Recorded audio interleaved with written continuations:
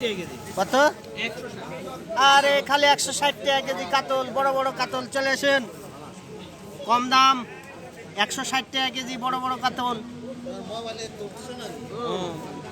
hello 160 160 160